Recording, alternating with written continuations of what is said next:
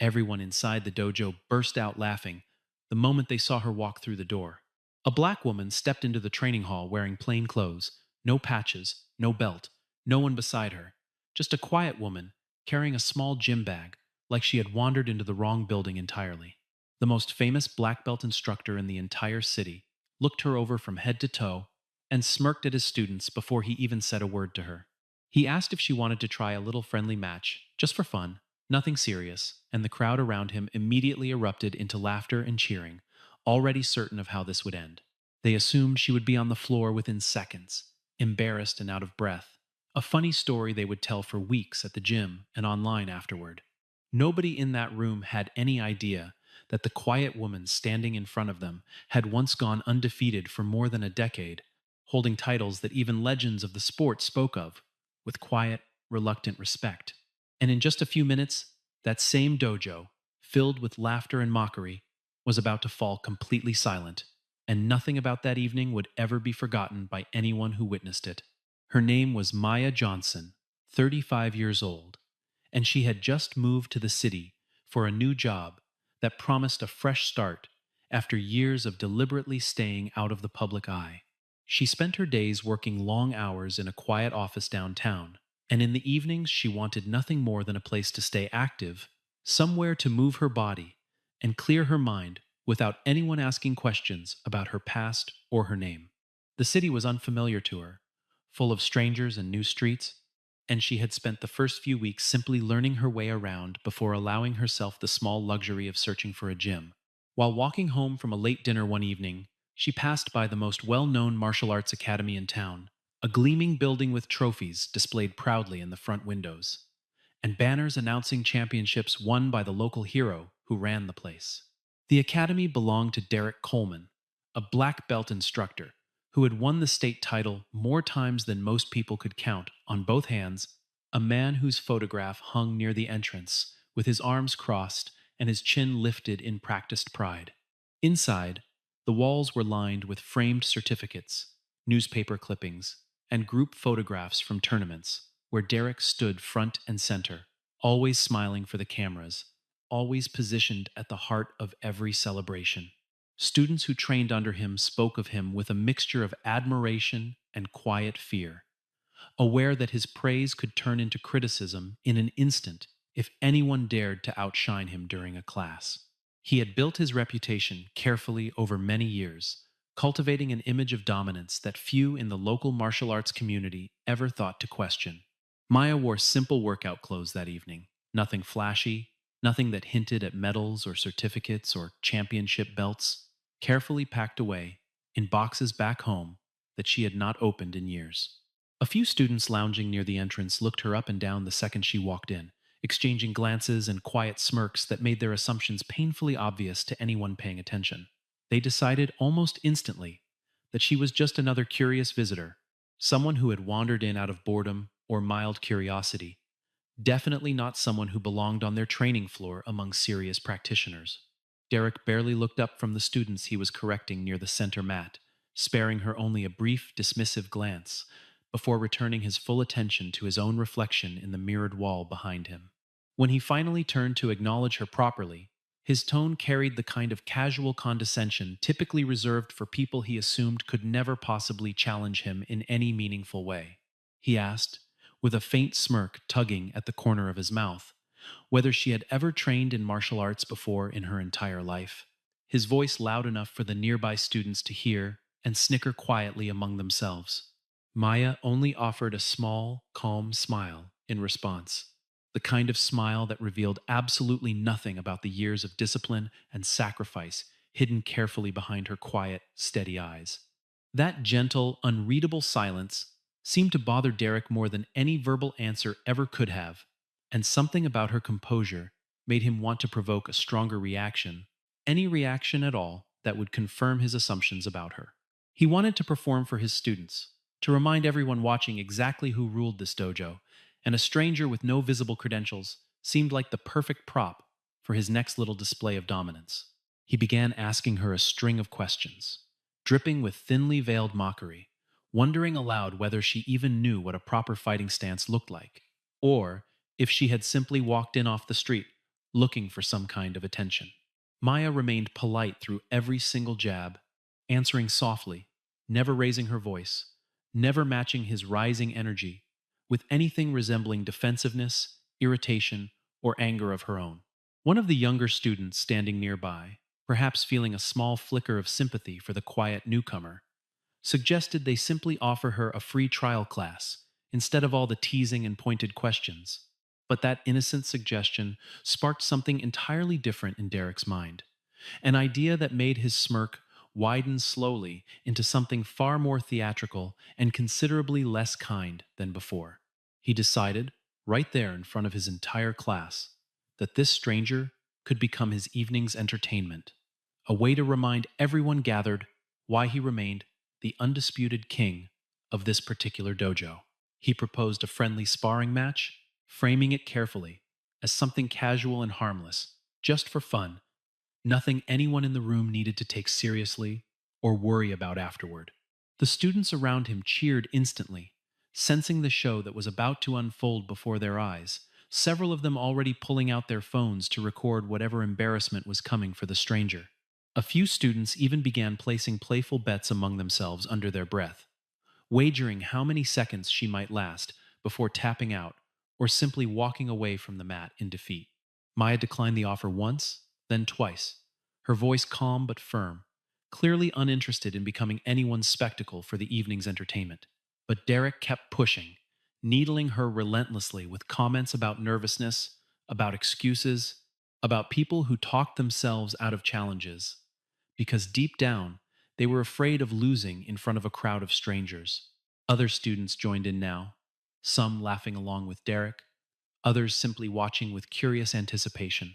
wondering how this quiet, unassuming woman would eventually respond to the mounting pressure surrounding her. Maya finally looked around the dojo slowly, taking in the mirrors lining the walls, the worn mats beneath her feet, the eager and slightly cruel faces of students who had absolutely no idea what they were about to witness in the coming minutes. She asked him quietly, almost gently, if he was absolutely certain about this, her tone carrying a strange weight that nobody in the room, least of all Derek, was prepared to recognize or understand. Derek laughed off the question entirely, waving his hand dismissively as though her words carried no weight at all, completely blind to the subtle, almost imperceptible shift that had just occurred behind her calm expression. What none of them could see in that moment was the memory now rushing back into Maya's mind, pulling her thoughts toward a childhood that had shaped every quiet, measured movement she made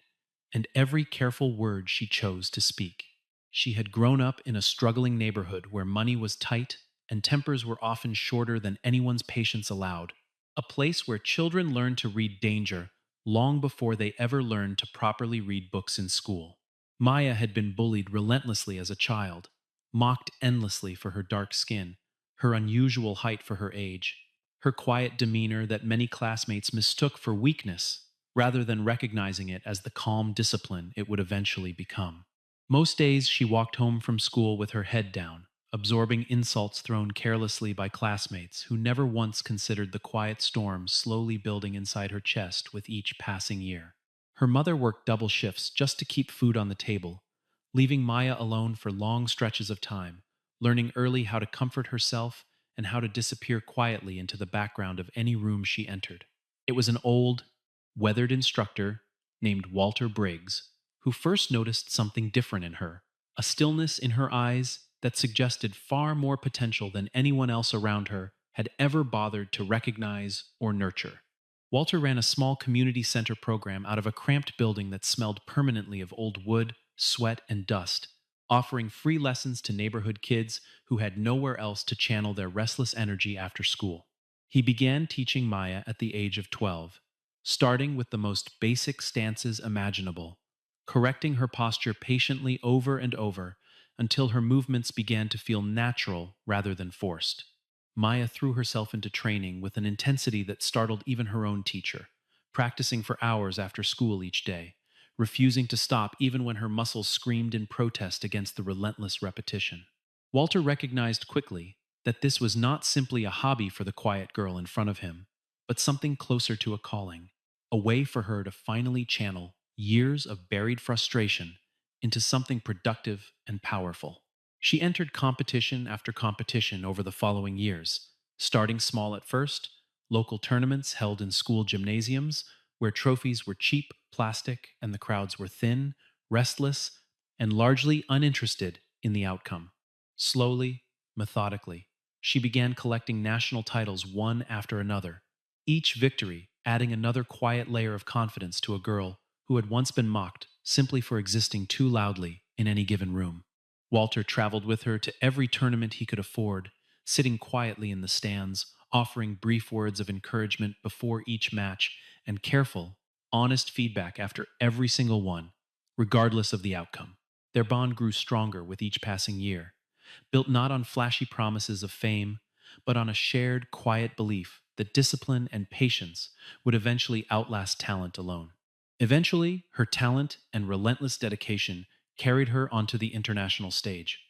where she faced opponents trained by some of the most respected and feared coaches in the entire world, each match testing her further than the last had ever managed to. Her winning streak stretched on for more than 10 consecutive years, an unbroken chain of victories that left sports commentators struggling repeatedly to find new words capable of properly describing her sustained dominance. Within professional circles, her name became something close to legend, whispered with a careful mixture of admiration and disbelief by fighters who had personally felt the painful consequences of underestimating her inside the ring. Magazine covers featured her calm, focused expression.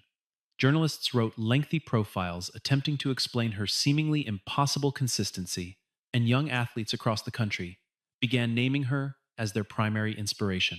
But then, without warning, her mother passed away unexpectedly, and something inside Maya quietly broke in a way that no championship belt or trophy could ever hope to repair or properly replace. The grief arrived suddenly and overwhelmingly, swallowing whole the satisfaction she had once found in competition, replacing it instead with a heavy, persistent numbness that refused to lift, no matter how hard she trained. She walked away from the spotlight entirely after that, turning down lucrative interviews, ignoring sponsorship offers, disappearing almost completely from a world that had once celebrated her name proudly on banners and broadcasts spanning the entire globe. She moved through several cities quietly over the following years, picking up ordinary jobs that asked nothing extraordinary of her, blending seamlessly into ordinary lives until eventually she landed here in this particular city, in front of this particular dojo, standing before this particular man who had absolutely no idea who he was actually speaking to. Nobody here knew her story. Nobody recognized her face from old magazine covers or grainy championship footage, and for the first time in many long years, that complete anonymity had felt like a strange, welcome kind of peace rather than the heavy burden it once might have seemed. Maya blinked slowly, pulling herself back fully into the present moment, the noise of the dojo rushing back into her ears as Derek continued speaking nearby, completely unaware of the storm of memories that had just passed quietly behind her calm, unreadable eyes. Something in her gaze had changed now, subtle but absolutely unmistakable to anyone who knew her well enough to notice, a quiet readiness settling over her entire posture, like some internal switch had silently been flipped. The students gathered around the mats quickly, forming a loose, excited circle that buzzed with nervous anticipation, phones raised high, voices dropping into hushed whispers about what was about to happen between their instructor and this strange newcomer. Derek stepped onto the mat with theatrical flair, throwing a few sharp practice kicks into the empty air, drawing appreciative murmurs and scattered applause from students who had watched him perform this exact warm up routine dozens of times before tonight. Maya simply walked to her designated side of the mat and stood there, completely still and unmoving, her posture relaxed in a way that several students immediately and confidently mistook for total ignorance rather than recognizing it as deliberate, practiced control. One student leaned toward his friend near the edge of the mat and whispered just loud enough for others to overhear that she did not even know how to stand properly, that she clearly had no real idea what she was about to walk into tonight. Derek overheard the comment drifting through the crowd and grew even more visibly confident, his chest puffing out slightly as he settled comfortably into his own practice stance. Eyes narrowing with theatrical focus for the phone cameras, now pointed directly at him. A student volunteered eagerly to act as referee for the match, raising one hand high and announcing in a booming, dramatic voice that the contest was about to officially begin, drawing one final enthusiastic wave of cheers from the gathered crowd around the mat. The makeshift bell rang out sharply, a clear sound that cut through the noise and silenced the entire room for just a brief moment before everyone leaned forward eagerly to watch what would happen next. Derek lunged forward almost immediately, moving with the kind of practice speed that had won him trophy after trophy in regional tournaments over the years, certain that this opening strike alone would end things quickly and decisively. Maya shifted her weight just slightly, the smallest possible movement imaginable, and his strike sailed harmlessly through empty air, exactly where she had been standing, only a single heartbeat earlier. Derek stumbled forward awkwardly, completely missing his intended target, and the entire dojo gasped audibly at the sight of their celebrated champion overextending himself against someone they had all assumed would crumble instantly under pressure. He recovered his footing quickly, embarrassment flashing briefly across his reddening face, and launched another series of rapid attacks, faster this time, and noticeably more aggressive, determined to correct his earlier mistake in front of his own watching students. Maya avoided every single strike that came her way, her movements small and remarkably economical, never wasting unnecessary energy, never offering so much as a single counterattack in return for any of his efforts. She simply was not there whenever his hands or feet eventually arrived at their intended target, slipping past each attack like calm water, flowing effortlessly around stubborn stones sitting in a riverbed. Minutes passed this way steadily, Derek attacking relentlessly, while Maya did nothing but evade with quiet precision, and the crowd's earlier laughter slowly faded into a tense, uncertain silence that nobody present had truly expected to settle over the room so quickly. Derek's breathing grew noticeably heavier with each passing exchange, his attacks growing visibly sloppier and more desperate, frustration beginning to crack steadily through the polished, practiced confidence he had originally walked in with that evening. For the first time since this entire encounter had begun, an uncomfortable thought flickered uneasily through Derek's mind, an unwelcome realization, slowly dawning, that the woman standing calmly in front of him was nothing close to ordinary or inexperienced. Sweat began forming steadily along his hairline now, droplets sliding slowly down his temple, as his chest heaved with exertion that should never have accumulated this quickly against someone he had assumed was a complete beginner just minutes earlier. The students watching from the sidelines noticed his growing discomfort too, exchanging confused glances with one another, the earlier mocking laughter now replaced entirely by a thick, uneasy silence hanging over the entire training floor. Derek shifted his strategy entirely, pulling out his most advanced and impressive techniques, the very same moves that had won him championship after championship across the state,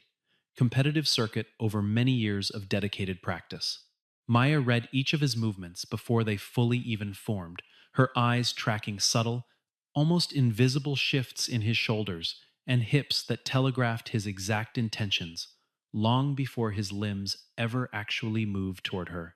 It seemed almost as though she already knew precisely what he was about to attempt next, anticipating each individual attack with an effortless ease that made the entire surrounding room grow eerily and uncomfortably quiet. A few of the more experienced students, standing near the front of the crowd, exchanged worried, uncertain glances, recognizing something deeply and fundamentally wrong with the rhythm of this particular match that none of them quite had the words for yet. They had trained under Derek for years now, watching him dominate countless sparring sessions and tournaments, and had never once witnessed him look so completely outmatched, so thoroughly unable to land even a single meaningful strike against any opponent before tonight. Frustration finally cracked through Derek's carefully maintained composure entirely, his jaw tightening visibly, his movements growing increasingly reckless as raw anger steadily replaced careful strategy in his desperate approach to each new exchange. The disciplined, confident instructor they had long admired and respected was slipping away in real time right before their eyes, replaced instead by something raw, frustrated, and increasingly desperate in front of an audience that had originally come expecting nothing more than an easy, entertaining show. Then, for the very first time since the match began, Maya moved forward instead of simply away, closing the distance between them in a single fluid motion that none of the watching students fully registered until it had already happened right in front of them. It was only one single technique, executed with a precision and control that only comes from thousands upon thousands of hours of careful, dedicated repetition spread across an entire lifetime of training. Derek's feet left the mat entirely in that moment, his entire body staggering backward several feet before he managed to catch his balance against the padded edge of the training area, his eyes now wide with genuine, undeniable shock. The entire dojo rose to its feet almost in unison at that exact moment, gasps and excited murmurs rippling steadily through the crowd as phones shook slightly in trembling hands, still desperately trying to capture every second of this unexpected moment. Among the crowd of stunned students stood a man named Robert Hayes, a former professional competitor who had retired from the competitive circuit several years earlier and now simply enjoyed watching local matches purely for casual entertainment on his evenings off. He stared at Maya for an unusually long, fixed moment, his eyes narrowing steadily as something tugged persistently at the edges of his memory, a face that felt strangely, almost impossibly familiar to him, despite the unfamiliar setting. He pulled out his phone slowly, with hands that moved noticeably slower than his racing, suddenly urgent thoughts, fingers searching frantically through old saved articles and photographs from many years, spent closely following the professional sport. An old photograph eventually loaded onto his screen, slightly grainy and clearly dated, taken years earlier at a major international championship event that had once dominated headlines across the entire sporting world for weeks. Standing proudly on the highest podium in that old photograph, metal gleaming brightly under intense stadium lights, was unmistakably the very same woman now standing quietly and calmly on the training mat directly in front of him tonight. Robert's breath caught sharply in his throat as the scattered pieces finally clicked together all at once inside his mind, the realization hitting him suddenly with the force of an actual physical blow to his chest. He shouted her full name across the dojo, without even thinking twice about it, his voice cutting sharply through the lingering tension like a blade, declaring loudly, in complete disbelief, that the woman standing before all of them was none other than Maya Johnson. The entire room fell instantly into a silence so complete and total that the soft electric hum of the overhead fluorescent lights suddenly seemed almost deafeningly loud against the heavy stillness now gripping the entire space. Derek heard the name ripple steadily through the crowd standing behind him, heard it repeated again and again in hushed, disbelieving whispers, passing rapidly from one student to the next, and felt the color drain almost entirely from his already pale face. His confident posture deflated instantly and completely, his shoulders sagging visibly as recognition finally dawned upon him with sickening clarity, the kind of devastating realization that always seems to arrive far too late to undo any damage already firmly done. Students began pulling out their phones in an absolute frenzy now,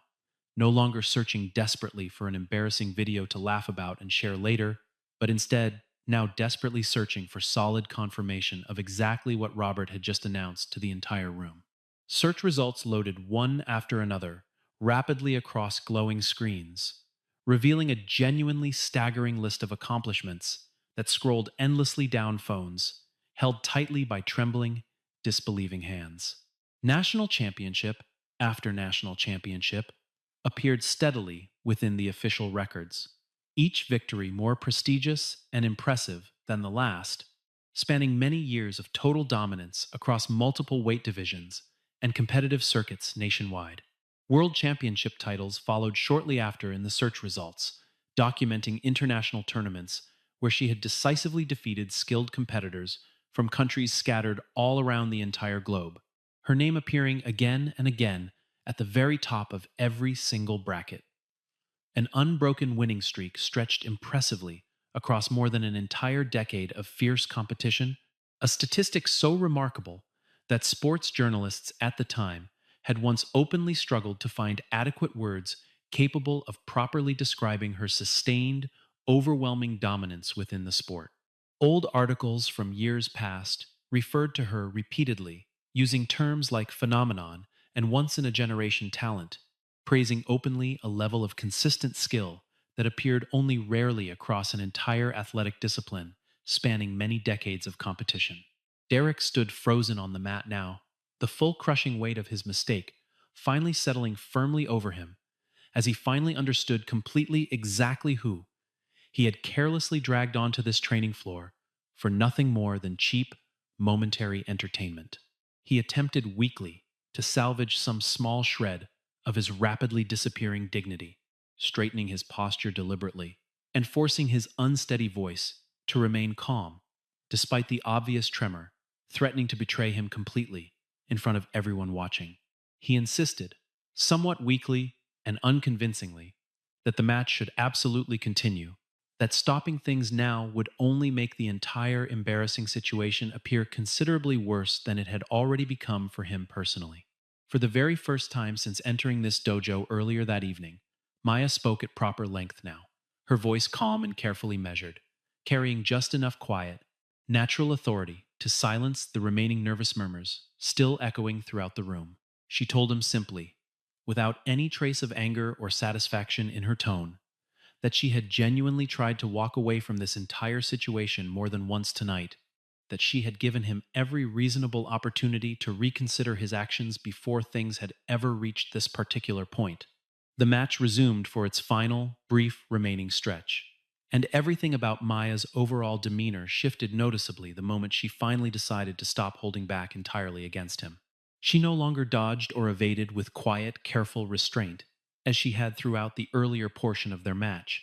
instead allowing the true, full depth of her extensive training to finally surface in movements that left absolutely no room remaining for any doubt about who truly controlled this entire exchange now. Every motion she made carried the unmistakable precision of someone who had spent an entire lifetime perfecting these exact techniques against opponents far more skilled and experienced than the man currently standing across from her on this particular mat.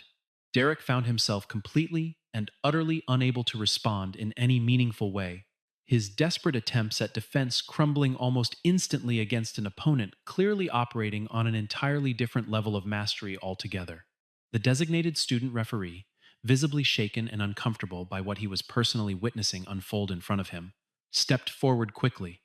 and called an immediate end to the match before things could possibly escalate any further than they already painfully had. There was no taunting whatsoever from Maya in that moment, no gloating, no attempt made to further humiliate a man who had spent the better part of an entire hour mocking her relentlessly in front of his own gathered students. There was simply an enormous, completely undeniable gap in skill and experience that had been laid bare openly for an entire room of stunned witnesses to see clearly with their own eyes. What hurt Derek the absolute most in that particular moment was not the loss itself, not the growing bruises forming steadily along his ribs, or the deep ache slowly settling into his wounded pride. It was instead the slow, sinking realization that he had personally transformed himself into a public spectacle of his own careless making, now broadcast widely to dozens of phones that had carefully recorded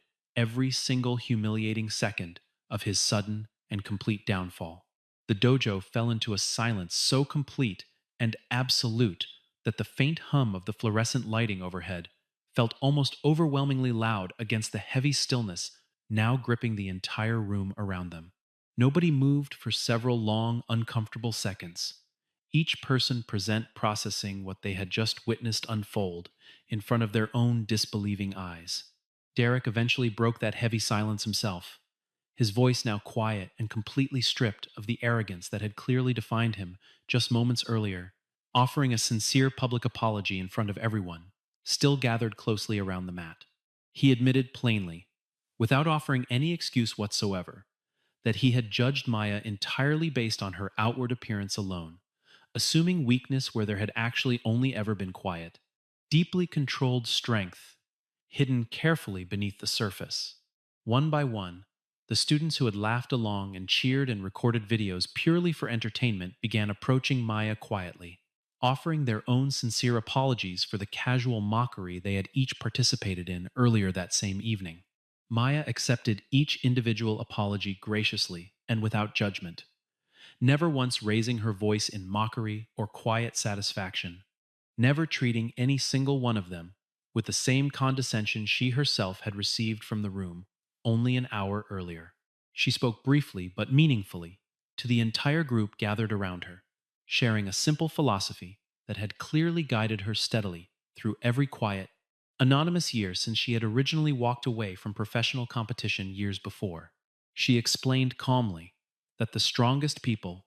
rarely ever felt any genuine need to prove their strength loudly to others, that true confidence existed quietly within a person, without ever requiring an audience or applause to properly validate it. She told them gently that respect should always come before talent is ever fully revealed to anyone, that judging another person based on appearance alone would almost always eventually lead to exactly the same kind of painful regret. She reminded them softly that assumptions made carelessly from prejudice or quick first impressions would almost always crumble. Eventually, the moment reality finally stepped onto the mat in front of everyone watching. The students listened closely, several of them nodding slowly, clearly absorbing a lesson that no textbook or lecture could have ever taught them quite as effectively as tonight's events had. News of what happened inside that small dojo spread rapidly across the internet within just a few days, the recorded footage circulating widely among martial arts communities and casual viewers alike, who could hardly believe what they were personally watching unfold on their screens. The video amassed millions of views within a remarkably short period of time, drawing extensive commentary from professional fighters, respected coaches, and sports journalists who immediately recognized exactly who Maya Johnson truly was and what her sudden reappearance actually meant. Numerous companies and major media outlets reached out to her afterward, offering lucrative sponsorship deals, exclusive interview opportunities, and various partnerships hoping to capitalize quickly on her sudden, unexpected return to public attention. Maya declined every single offer that arrived at her door, choosing instead to remain exactly as private and grounded as she had always been before this entire incident had ever occurred in the first place. Reporters attempted repeatedly to track down her current address, her current workplace, anyone willing to speak publicly about her quiet life since retirement, but Maya consistently refused every single request for comment or further publicity. She wanted nothing from this sudden attention, except perhaps the quiet satisfaction of knowing that her old skills,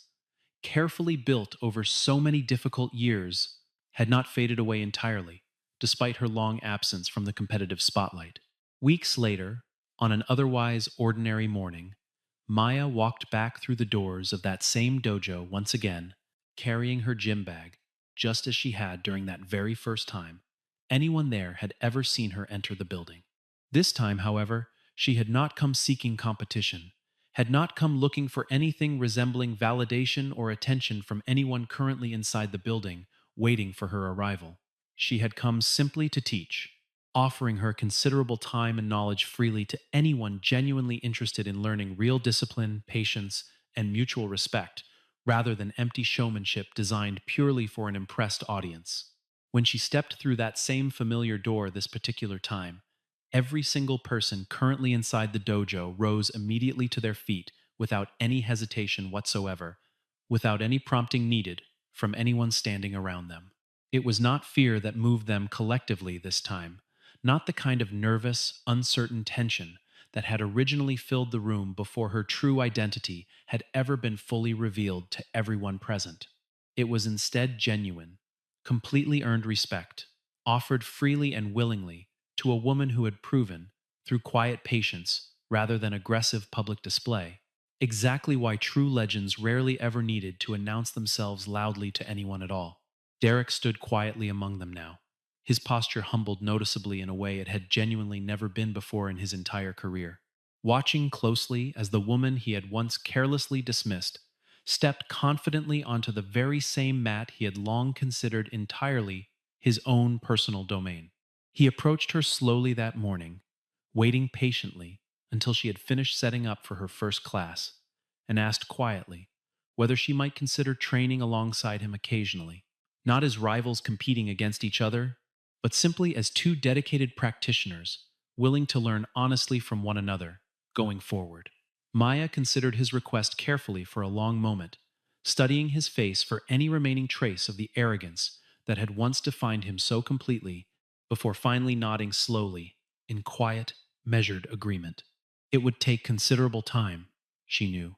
for him to truly internalize the lesson this entire experience had taught him so painfully in front of his own students, but the first necessary step toward genuine change had clearly already been taken that morning. As Maya began guiding her very first group of new students through their opening stances that particular morning, correcting small mistakes patiently and offering quiet words of encouragement along the way, the entire dojo felt noticeably different somehow than it ever had before. It felt quieter now, more honest, built increasingly on something far sturdier and more meaningful than mere trophies or reputation alone could ever have properly provided to anyone training within its walls. Word continued spreading slowly throughout the local community about the dojo's new volunteer instructor, and soon parents began bringing their own children, specifically hoping they might learn directly from the woman whose quiet humility had become just as remarkable as her staggering athletic accomplishments.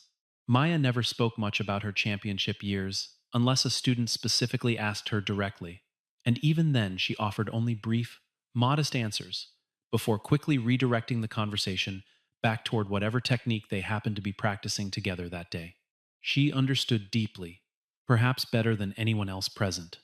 that true mastery was never about commanding attention or demanding recognition from others, but rather about consistently showing up, training diligently, and treating every single person who walked through that door with the same quiet respect, regardless of their outward appearance or apparent skill level. The lesson Derek had learned so painfully and publicly that one unforgettable evening rippled outward steadily through his entire dojo over the following months, slowly reshaping not just how he personally treated newcomers, but how every student under his guidance eventually learned to treat one another as well. Years of unchecked assumptions and casual prejudice could not be undone overnight by any single embarrassing match. But something had undeniably shifted that evening inside those four familiar walls, something that continued growing steadily stronger with each passing week that Maya quietly returned to teach. She never sought out the spotlight again. After that single viral moment of recognition, never gave another interview, never accepted another sponsorship deal, no matter how generous the offer became over time. She had already learned, long before that fateful evening even occurred, that genuine respect could never properly be demanded from anyone through forceful intimidation or aggressive displays of dominance. It could only ever be earned slowly and patiently through countless quiet acts of consistent skill, unwavering humility, and genuine kindness extended steadily and reliably over considerable time toward anyone willing to actually pay close attention to such things. Months later, a local newspaper writer named Patricia Owens approached Maya with a final, gentle request, hoping she might finally agree to tell her own story in her own words, rather than letting strangers continue to speculate endlessly about who she really was and why she had vanished from the public eye for so long. Maya thought about the offer for several days before finally agreeing to a short conversation, not because she wanted recognition, but because she realized her silence had allowed people to imagine versions of her story that were never quite accurate. She spoke honestly about her childhood, about Walter Briggs, and the cramped community center that had given her a path forward when so many doors around her had remained firmly closed. She spoke about the years of relentless training, about the loneliness of competing at the highest level, and about the grief that had eventually pulled her away from a sport she had once loved more than almost anything else in her life. She also spoke, briefly and without bitterness, about that single evening inside Derek's dojo, explaining that she held no anger toward him or toward anyone else who had laughed before truly knowing her. She said that being underestimated had followed her through nearly every chapter of her life, long before any championship belt had ever been placed around her waist, and that she had stopped expecting the world to recognize her value before she had a chance to demonstrate it herself. The article that followed avoided sensational language entirely, focusing instead on her discipline, her humility, and the quiet dignity with which she had handled an experience that could easily have turned bitter or resentful in someone with a different temperament. Readers responded warmly, many sharing their own stories of being judged unfairly because of how they looked, where they came from, or what assumptions strangers had carelessly made about their abilities. Derek read that same article twice, sitting alone in his office late one evening, long after his students had gone home for the night, reflecting quietly on how close he had come to losing something far more valuable than a single sparring match. He realized that the version of himself who had mocked a stranger for entertainment was not someone he wanted his own students to inherit or imitate going forward. Slowly, deliberately, he began changing the way his dojo welcomed newcomers, instructing his staff to treat every person who walked through that door with patience and curiosity rather than quick judgment based on appearance alone. He posted a simple handwritten sign near the entrance, visible to everyone who entered, reminding both students and visitors that true skill rarely needed to announce itself loudly before earning genuine respect. Maya continued teaching at the dojo twice a week, never charging a single dollar for her time, content simply to watch new students grow more confident and more disciplined under her quiet guidance. She often arrived early, before anyone else, sweeping the mats herself and adjusting the lighting just slightly, finding a strange comfort in these small, ordinary rituals that asked nothing of her except presence and care. Children who trained under her rarely knew at first that she had once stood atop podiums in front of roaring international crowds, and she preferred it that way, allowing them to know her first as a patient teacher, rather than as a distant legend. Only later, usually by accident, would they discover old photographs or articles online, and even then, her reaction remained the same calm, modest acknowledgement she had always offered. One afternoon, a young girl named Destiny Carter approached Maya nervously after class, admitting quietly that other children at her school often mocked her for being quiet and different, who much the way Maya herself had once been mocked, decades earlier, in a neighborhood very far away from this one. Maya knelt down to meet the girl's eyes directly and told her gently that the quiet ones often grew into the strongest people in any room, provided they never let cruelty convince them to shrink themselves smaller than they truly were. She told Destiny that strength built quietly, away from applause and attention, almost always outlasted strength built loudly, for an audience that would eventually grow bored and move on to something else. Destiny returned to class the following week with a new kind of focus in her eyes, and Maya recognized something familiar stirring there, a quiet fire she understood completely from her own childhood years before. As seasons changed and the dojo settled into its new rhythm, the story of that one unforgettable evening slowly faded from urgent online conversation, replaced eventually by newer stories and newer distractions competing for attention elsewhere. But inside those four walls, the lesson remained firmly embedded, repeated quietly through every new class, every new student, every small moment where assumptions threatened to creep back in before being gently corrected. And so, in that small, unremarkable dojo, tucked quietly away in an unremarkable corner of an unfamiliar city, a woman who had once been underestimated completely by an entire room full of confident strangers slowly became the very same quiet heart that held the entire place steadily together going forward, one humble lesson and one patient class at a time.